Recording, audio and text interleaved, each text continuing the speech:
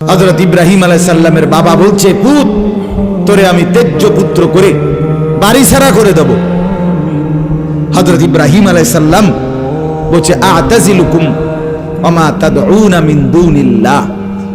আব্বা আমি আপনারে ছেড়ে দিলাম, আপনি আমার কিতে ছেড়ে, আপনি বাইর জায়গা দিতেন না কিতে, আমি আইলাম না আপনি বাইর। আমার ঈমান দরকার, আমার আখিরাত দরকার। আমি বহন দিয়ে কিতে করব, আমি সোফা দিয়ে করবো কি, আমি বিল্ডিং দিয়ে করবো কি? যার বাপে বিল্ডিং করে দিছে না হেতে বেড়া পরে আর বিল্ডিং করতে আসছে না, মা কথা কয় না, বোঝেন নাই আমার কথাটা?